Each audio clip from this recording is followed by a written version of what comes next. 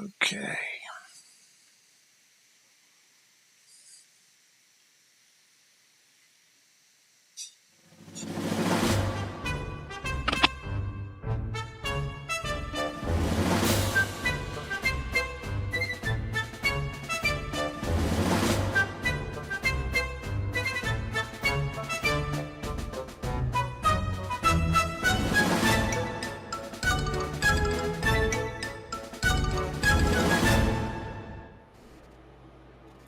Hi, everybody. I'm Robin Sullivan, and I want to welcome you to Friday Night Flock Talk. Welcome back. It's been a while, but Nick and I are all set to have a ton of fun with you guys. I got to remember, we've got those reminders. You can like us on Facebook, follow us on Instagram, and we also are on YouTube. So a whole bunch of different ways you can watch Friday Night Flock Talk. We're going to shoot for going every other Friday, but just watch your feeds and we'll put it out there. We'll put the promos out there when we're going to be live, and we'll have a whole bunch of different topics, some new and exciting stuff. So, but tonight is dun, da, da, da, the Red, White, and Bird trivia extravaganza. I'm so glad you guys are here. Lots of fun things to win. I was just making my list and checking into it. Look, there's even star confetti. I've missed you, Nick. So we have a bunch of people who were willing to send us video questions for you guys. And I need to start by saying, first of all, there's no arguing. No arguing is allowed. Um, the answers are what the answers are. I have my phone here, and Nick is watching as well. And if so, our word goes. And if you argue about who got the right answer and who didn't get the right answer, then you're not eligible for any further questions. I know I'm being mean, but I got to set ground rules. You got to set up boundaries, or life gets scary. So, all right, I think we are ready to get started. There's not a lot of you on right now, so you have better chances. Some of these questions are parrot related, some are not. It's all avian trivia. No one ever said it was all parrot trivia. So let's get started with our first question. Hi, I'm David Skidmore, and this is your trivia question with Pidgey. What bird incubates its eggs in a pile of soil and rotting leaves? So we want to thank David for that. David is an incredible breeder. He also does real estate. Multi-talented gentleman. Some of you have probably seen him on Friday Night Flock Talk. So just to repeat, what bird incubates its eggs in a pile of soil and rotting leaves? We're looking for not necessarily the specific bird, but the type of bird, like emus or ratites. So I had to look this one up myself. It's not an emu, and it's not a pigeon. And then I see Diane says kakapo. It's definitely not a red, white, and blue eagle. Oh, come on, you guys can get this. It's not a flamingo. But keep trying. Come on, you guys can Google stuff. I got faith in you.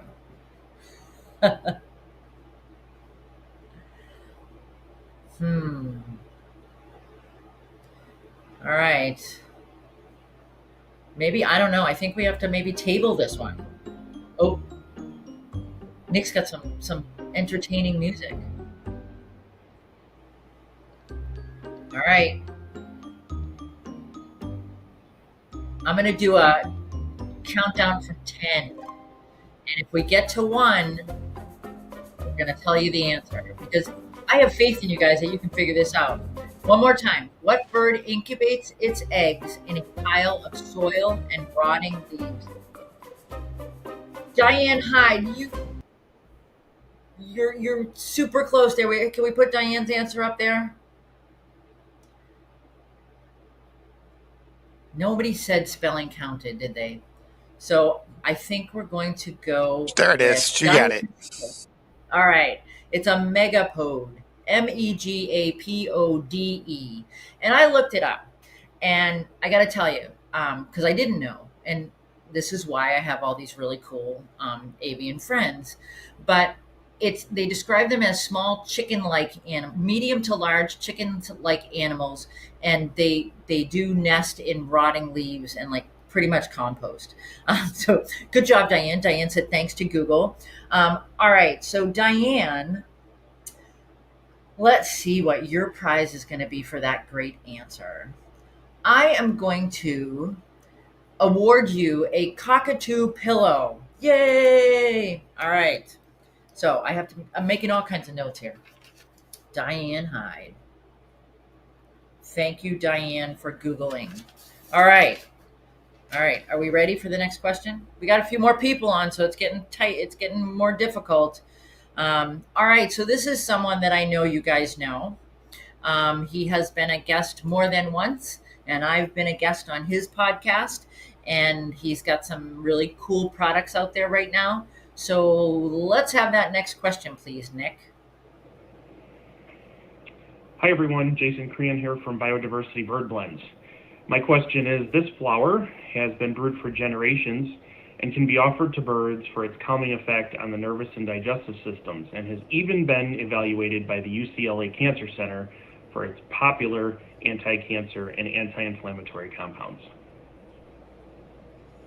All right.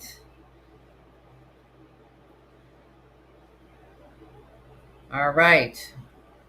I'm going to give that to Amber because calamine, Lori, is what we put on poison ivy. But Amber was the next one with chamomile. So congratulations, Amber. So you guys clearly listened to what Jason has to say. And I want to thank Jason for participating with us. And the prize for that one is 25% off some biodiversity bird blends. And Amber, I will get in touch with you and get you the information for that. So congratulations, Amber. All right. I don't know. Maybe these are too easy.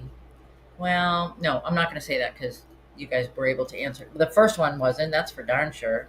All right. So our next group of questions come from a lady that has been wonderfully supportive of Flock Talk and she's a lady. That's the bottom line for me, and she's incredibly dedicated to conservation. So we've got up next Dorothy Patterson from the Hi, Bird Endowment. I'm Dorothy Patterson, President Executive Director of Bird Endowment. My trivia question is, name the two macaw species in the wild that are found only in Bolivia. All right. So this is, you got to have both of them. We're not giving half credit here. So name the two macaw species in the wild that are found only in Bolivia. A sphinx and a blue throat. That's not what we're going for. The sphinx is in Egypt, Lori. Just saying. You guys have missed my sarcasm. I know you have. And blue throat and red front. Amber Torres, question number 2 that goes to you. Well, I don't know if that's fair because Amber hangs out with Dorothy a lot. But I think we're going to go for it. So I have Amber as the first person that answered both blue throat and red fronted macaws. All right. So Amber, let's see what we've got for that. I think that earns you a set of foot toys. And Amber, you can let me know what size set of foot toys you would like. I know you have birds of all sizes. So just let me know. And not a Kiko's gift card. No. Kiko's is where you should be shopping. This is just a bonus on top of that. Amber, no. So, okay, a mix of foot toys. All right, so a set of foot toys mixed. I've got my notes here. There we go. All right, So that was question number 1 from Dorothy. We've got another question from Dorothy, and Amber, I'm counting you out of this one. So let's go for it, Nick. How do you say blue-throated macaw in Spanish? Amber's like, I know that one. All right. It makes people sad when everybody walks away with all of them. We're spreading the wealth, Amber. That's so not fair. It kind of is. Um, Anybody out there speak Spanish? Or come on, this is Google Translation. I know you guys can do this. I have faith in you. Red, white, and blue-throated macaws. Guacamole. No, that's what you're having for dinner, Candy. Pick me. Oh, I thought it was what? Lori, that's more than I can say. Nope.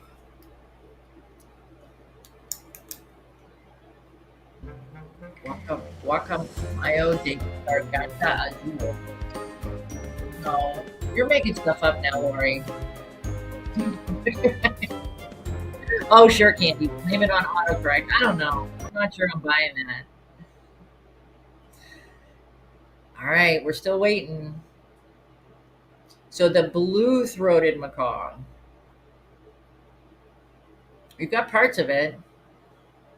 You Googled that? Well, that's not Dorothy's answer, Lori, and I'm not going against Dorothy. I'm going with the answers I was given. And she would know. She's been there. She has gone to the Laney Rickman Reserve in Bolivia and experienced these birds firsthand. Oh, you're close there, Diane. Well, Amber, now you're arguing with, are you arguing? You're not arguing. Tell me you're not arguing, because you know what happens when you argue with the answer. Diane's close. Karen's close. It's not the red, white, and blue eagle.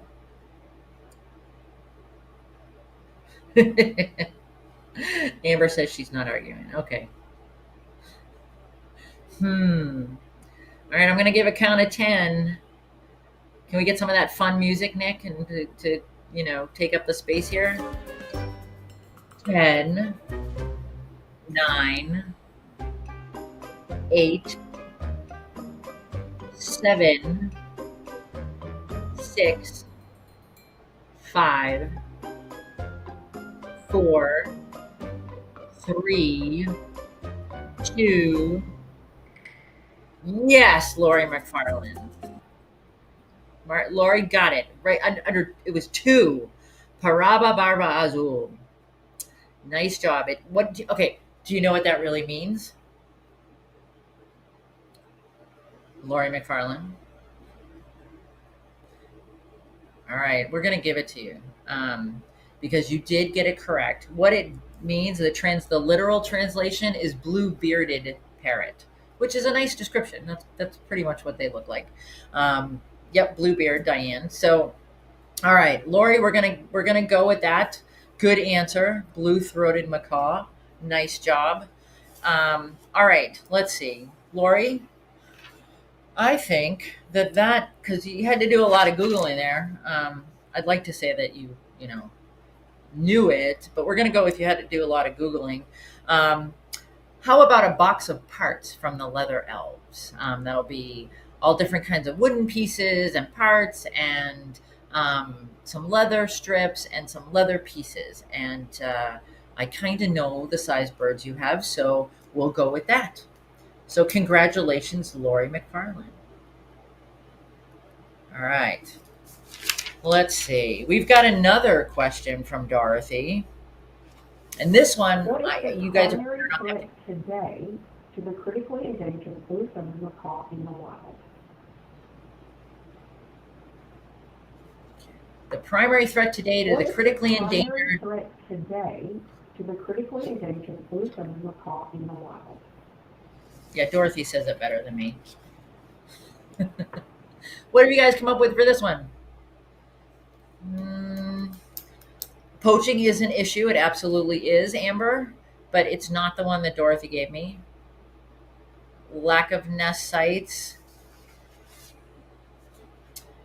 Let's be broader on this answer. Pet trade, loss of habitat.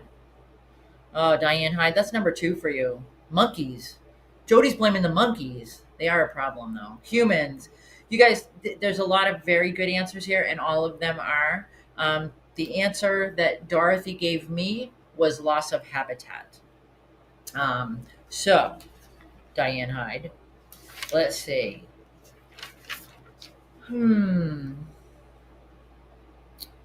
I think that Diane, would a small foot toy set work for you? If you can just put it in the comments.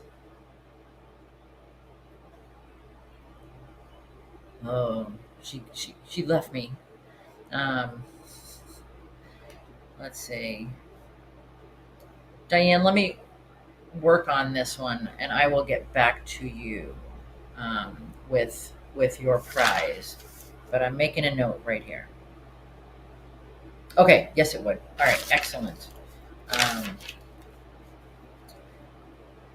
Okay, she wasn't Googling her answer. Wow, she's getting a little rough there. You've got it. You won something here, Laurie. I don't think you need to, be dissing the other contestants. Diane is a heck of a Googler, so I think we need to get Diane a shirt that says "I Google well." I don't know. All right. So that was our last question from Dorothy. This next question comes to us from a former guest who is a little bit she's not necessarily a parrot person, but some very, very cool information. Hi, I'm Danielle Whitaker. I'm a biologist and I'm the author of The Secret Perfume of Birds, Uncovering the Science of Avian Scent. My trivia question for you is, what kind of bird is attracted to the scent of natural gas leaks? So, Mark is selling answers, or is that Nick who's selling answers? I don't know. A turkey is attracted to the scent of natural gas leaks. No, turkey's what you eat for Thanksgiving. Laurie McFarland, turkey vulture. Very nice. They used to use turkey vultures when they were building the pipeline. They would have them soar over where the pipeline was, and if they stopped and they started circling, they would know that there was a gas leak there. So, all right. What did I award you last time? A box of parts. Let's go with a medium foot toy set for you as well, Laurie McFarland, because I think your medium guys would kind of like that. So I might have to we'll see.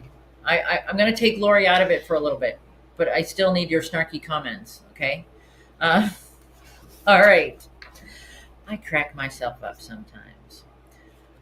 All right. Actually, Amber and Laurie, you can be back in it. I'll be okay with that. I think you're just doing a heck of a job Googling, and you deserve some credit. So, all right.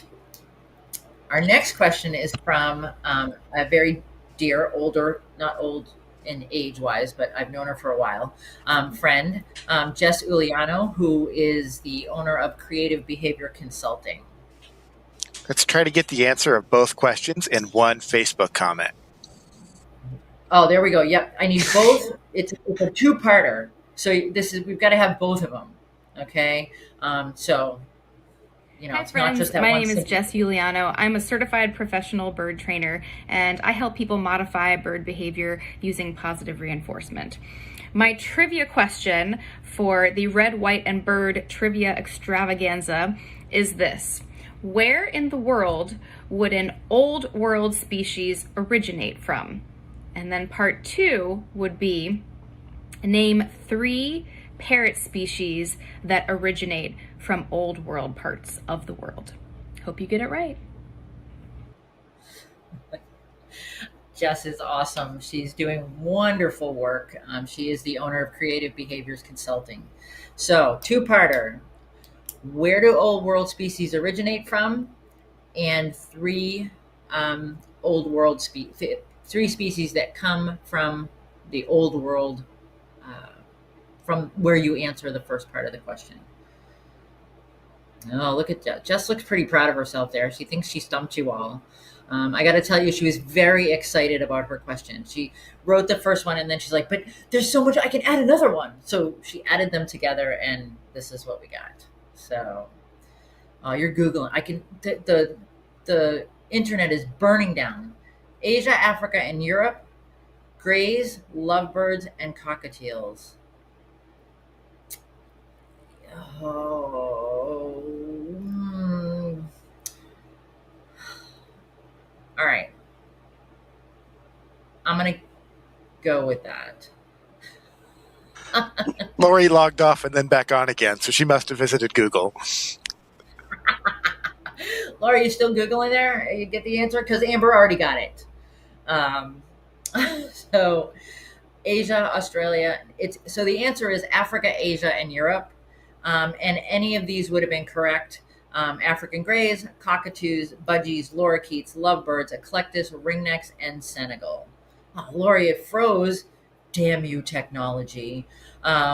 So, Amber, you're going to be very excited. What didn't you copy edit, Eric? I didn't even notice. So we're just going to ignore that comment from Eric, because we have to thank Eric first for doing the copy transcriptions. But okay, we didn't notice.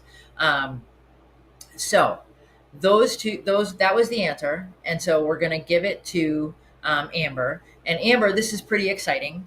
Your prize for that is a half-hour virtual behavior consult with Jess.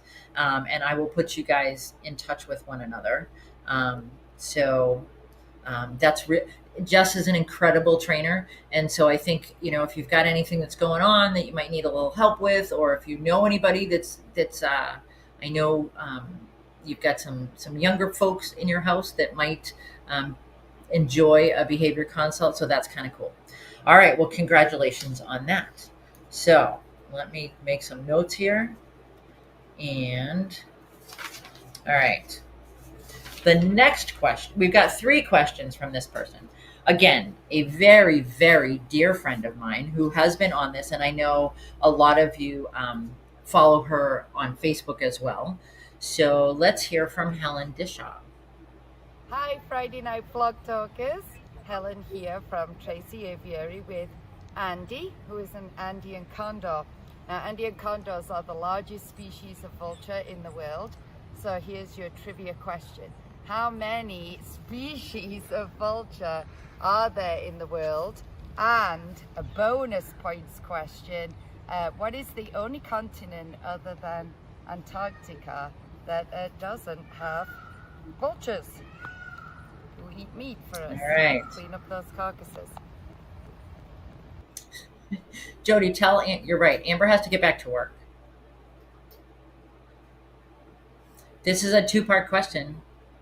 Helen was going to give it to you as a bonus, but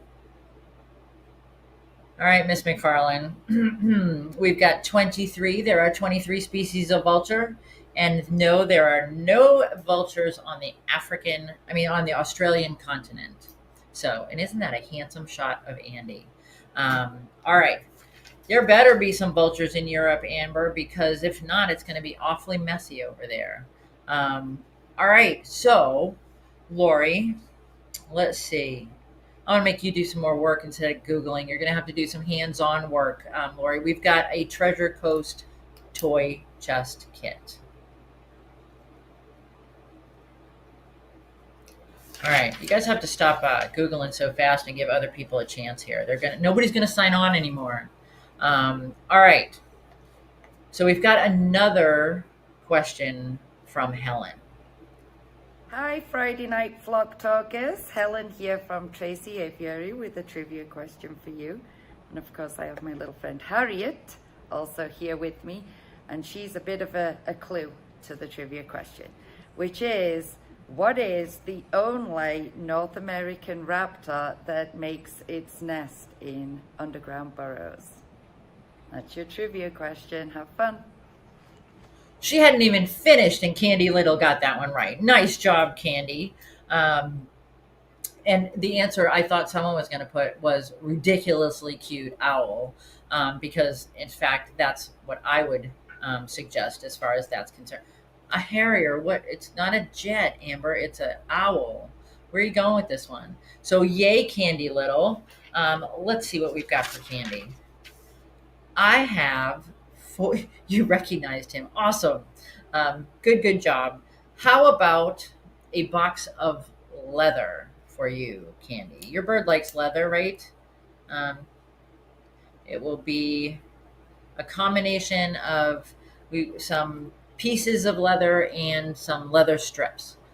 How's that sound? Does that sound like a decent prize for your rapid fingers on burrowing owl? All right. Awesome. So, all right. I just love listening to Helen. That's the thing. I miss talking to Helen. Helen and I were on the board of directors of IAATE for a very long time together, and she still is on their board. So when I reached out to her, she's like, "Oh, I can do that." All right. So one more question from Helen. Hi, Helen here from Tracy Aviary with my good friend Zelda with a trivia question for you for Friday Night Flock Talk. So Zelda here belongs to one of my favorite group of birds to work with. She's actually probably one of my favorite all-time birds. So your trivia question is, what species of bird is Zelda? And I'll tell you a little fun piece of trivia about this group of birds. Named for their very impressive beaks, they're the only birds that where the atlas and axis bones in their vertebrae are fused together to help support that beak. So what species of bird is Zelda? So Ray has part of it. Can we get I think I'm going to take that. I think I'm going to take hornbill. Yes, because yes, Zelda is a hornbill. And Zelda is actually, so congratulations, Ray. And Zelda is actually a wreathed hornbill. It's wreathed, W-R-E-A-T-H-E-D. And it's just, their beaks are so massive and so, I mean, they're so strong. And so that's what Zelda is. Zelda is a wreathed hornbill. Good job, Ray. Thank you. Fast fingers. And Ray, we're going to send you a full meal deal from the Leather Elves. For those of you that don't know what that is, we've got a line of toys that they're not made out of food, but they're mimicking food. There's a burger, a double burger, let's see, a taco, a pizza, and a hot dog. Because we, instead of giving our birds junk food, we'll give them toys that look like junk food. So congratulations, Ray. And I think I know we have your information, so we will be sending you the full meal deal, so that hopefully your birds will enjoy that. Maybe they can celebrate with it. It'll be after the 4th though, because quite honestly, I got to take some time off. No, I'm kidding. But yes, we will be getting that out to you as soon as possible. All right, so that was Helen. I want to thank Helen for that. We really do appreciate all these people who came back and did their trivia questions for us. So the next one is the trivia master himself. Thanks, Jody. Jody says the pizzas make great foot toys. This is the trivia master who has joined us more than once to present trivia to you.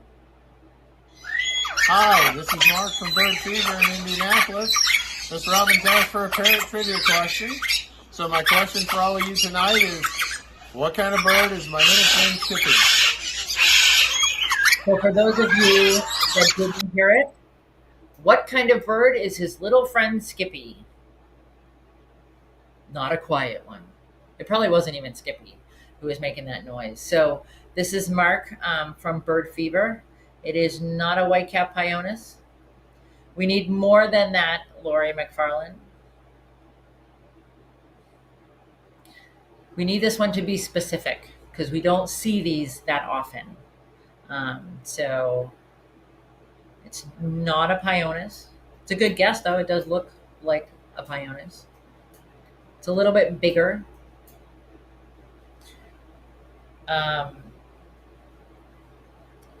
It's not a white-fronted. Again, good guesses. Oh, Google doesn't always work when it's an image search, does it? And Michelle, you got to keep trying.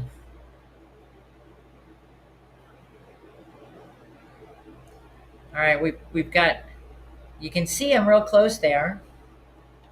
We were close with some of the Amazon answers. Not a white-capped Amazon. He does look like he has a white cap on, though. He's dressed up for his red, white, and bird debut here. But let's see. Anyway, we have guesses of Amazon, white-fronted Amazon, white-capped Amazon. Dorothy's question was kind of a hint. Oh, there you go. You guys remember that?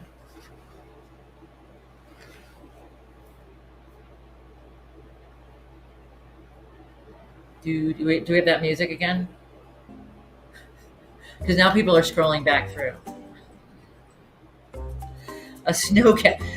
Well, that's a nice title, though, Frank. We could try that. We could give that to, that snow-capped Amazon. It's kind of like me. It's not white. It's chrome. It's a chrome Amazon. No, it's not. Come on, you guys. I know you can figure. It's not a Cuban. You're closer, though. It's not a Puerto Rican. Hispaniolan. Nice job, Amber Torres. I am proud of you. Took a little bit. So did you take the picture, then put it through Google image search? How did that work for you, Amber? Or did somebody tell you that answer?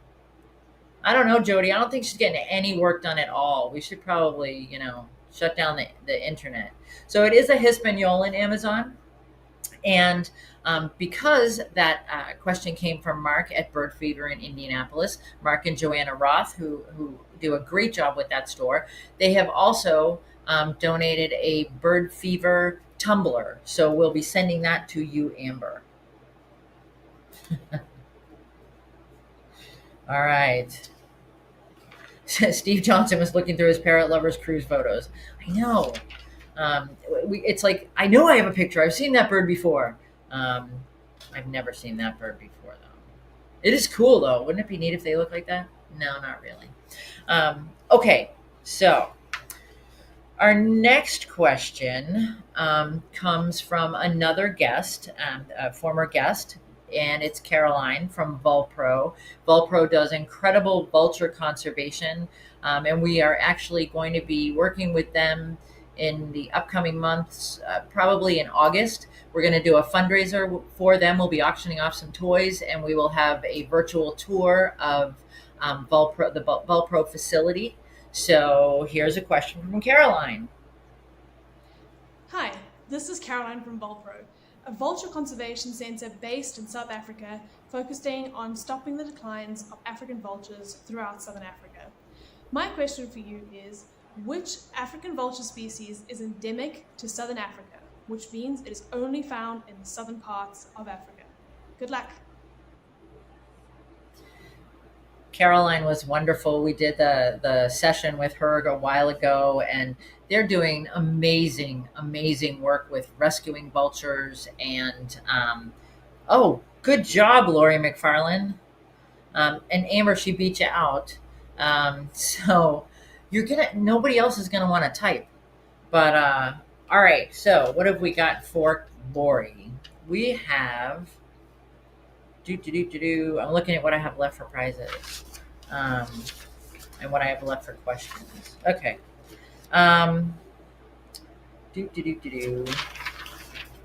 We are going to. What have you won already, Lori? Lori's won a medium foot toy set and a box of parts. We are going to do. Oh, and a Treasure Coast toy chest. How about a bird Bacchus from the Leather Elves? There we go. All right. Now, our next question. This is another former guest. For those of you that don't remember or may not have watched, this is Taylor, and Taylor is doing some incredible work with genetics of our parrots, and he's really he's amassing an incredible database. So, how about that question from Taylor? 2, 3, go. Hi everyone, my name is Taylor Haynes. I'm a PhD student at the University of Chicago in the Field Museum, and my trivia question for you guys is, what is the New World parrot with the lowest number of chromosomes? So that's what he's doing. He's taking blood samples. We often refer to Taylor as a vampire, but in a good way, because he's finding out some interesting things about our birds that will help in the future. So, what is the New World parrot with the lowest number of chromosomes?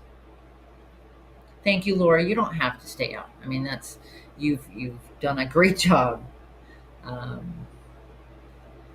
All right, so Taylor is. I first met Taylor about a year and a half ago, and he has just been on the road, really seeking out populations of birds that he can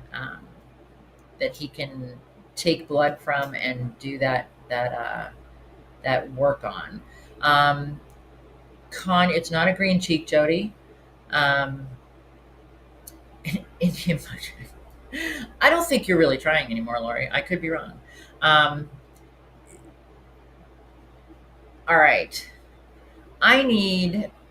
So one of you, and it's not Lori, has the correct answer, but I need the other name for that bird.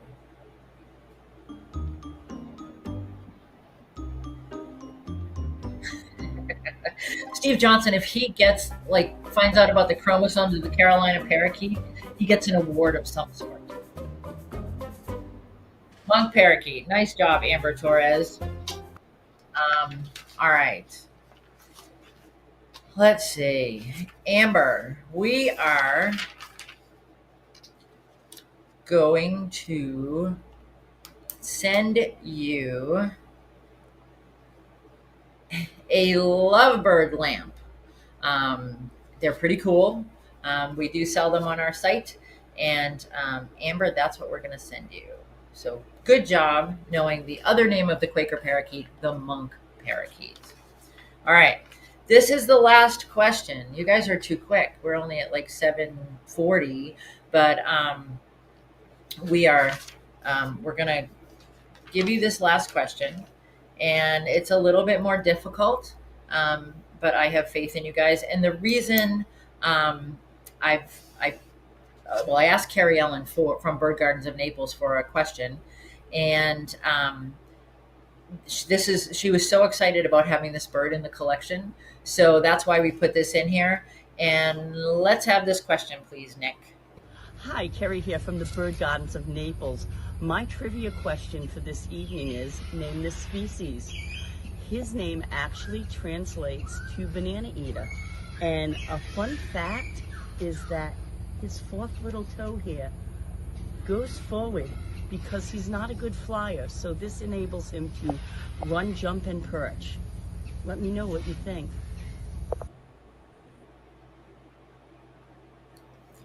I need more than that, Amber and Lori. We need to get really specific on this. There are very few of these. You don't see a lot of these even in collections. And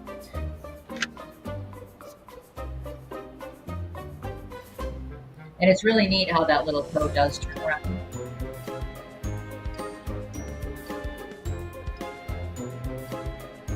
Get out the magnifying glasses. It's the same. It is that body shape, that Chiraco body shape, but I need specifics on this one. This is for all the marbles.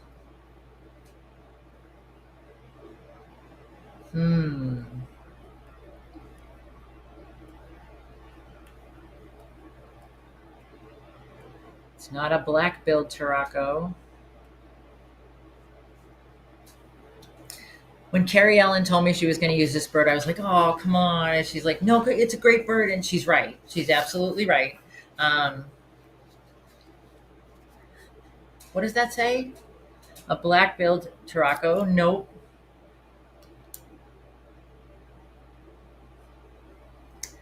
So Laura's getting all fancy there. It's not a violet. Musaphasia. I'm impressed with that, Candy, but I need what's the name of this bird? What's the species? This took the longest to transcribe. Eric appreciates that it wasn't Carrie Ellen's accent, was it? A heart lob. Nope.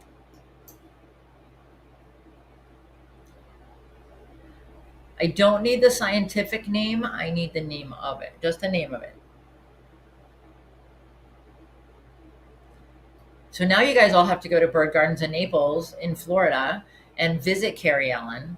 And if you feel so inclined, make a donation. They have some incredible species of birds. They've got, these guys, it's not a Lady Ross. They have these, they have chakalacas, they have all kinds of waterfowl. They've got parrots, of course, but it's not, well, now you took away their clue, Nick, but that's okay. You guys can keep looking this one up. I anticipate that you'll be able to figure it out. If not, I don't know. We might just have to go away bird. No, it's not a go away bird. So Bird Gardens in Naples is this incredibly natural setting. It is, well, okay, so I'm going to tell you all, those of you that have said Turako, it is a type of Turako, but I do need the specific type of Turako in order to award the final prize. So, and I know I'm asking a lot, and it is, Friday night, and some of you have probably already started your holiday festivities, but I'm going to make you work for it. It's kind of like contra freeloading. Here's another close-up look. A little clue about this species might be is his fourth toe flips forward like that. And it enables him to run, perch, and jump because he's not a great flyer. It's not a violation. Hi, it's not a Bird Gardens of Naples. My trivia question for this evening is going down on Labor Day weekend. Very cool. His name not a Ross. Translates to banana eater. And a fun fact is that his fourth little toe here goes forward. I'll admit, I Googled an up-close picture. So this enables him to run, jump, and perch. Just to make sure that I was seeing what I was seeing, and I am. Send it to me and I can throw it up there. Let's see. Let me see if I can get it again. Oh, we've stumped you. This is like my dream. No, I'm kidding. Hold on. Let's see. No, that's not it. See, I'm really slow. I wouldn't have won any prizes because I can't Google that fast. All right. But can you cut off the words, Nick? I'll do my best. The other thing, so Candy Googled it and said it means banana eater. Well, that's probably because a lot of Turakos are banana eaters. The Turako does mean banana eater, but this is it's not letting me copy this. All right, I don't want to visit this. This one is a little bit younger, so that might be throwing people. Let's see. Here we go, Nick. Yeah, this one is younger than most, and the colors on this one are different. That you will see the picture that Nick's going to put up. But yeah, let's see. Yeah, there's one. They are beautiful birds, and they're really cool birds. They do a lot of hopping and jumping, and they don't do a lot of flying. I was Turakos in general, but this one in particular is very rare. So Carrie Ellen having one at Bird Garden. That's okay. You can actually, if you want to run that again, Nick, that's fine. Hi, Kerry here from the Bird Gardens of Naples. My trivia question for this evening is, name this species. His name actually translates to banana eater. And a fun fact is that his fourth little toe here goes forward because he's not a good flyer, so this enables him to run, jump, and perch. Let me know what you think. Carrie does have a great accent, doesn't she? All right.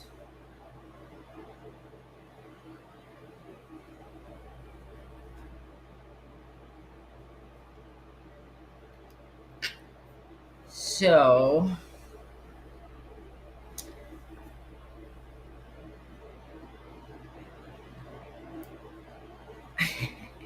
yep. Amber, you got this one. And I want to say congratulations. It took everybody a little while. Actually, I'm going to split this one. I'm going to do Amber, and Michelle is the next person that got it right. As far as, am I right in that, Nick? Yes, you are. That's what I see here. Okay. All right. Amber, because you do a fabulous job Googling,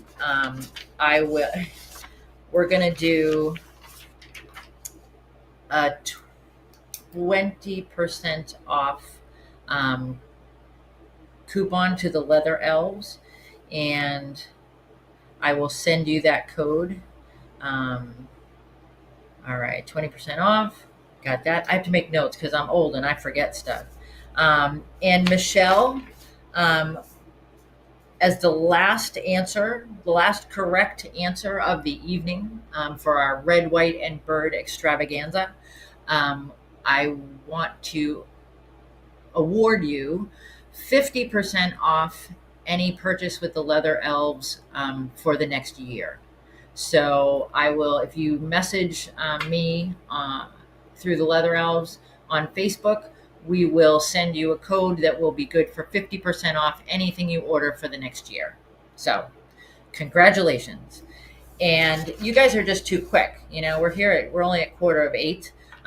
But I want to wish you all a wonderful Independence Day, whatever that looks like in your part of the world. Hopefully it'll be fairly quiet in your part of the world so that it's not too distressing for your birds. But have a wonderful, wonderful weekend and a wonderful 4th of July. And we will see you back here in 2 weeks. And so watch your news feed on Facebook for the promo for what that it's the 14th of July and for what we'll be doing that night. We'll put it out there ahead of time. So I hope to see you all back on the 14th. Take care, everybody. Bye-bye.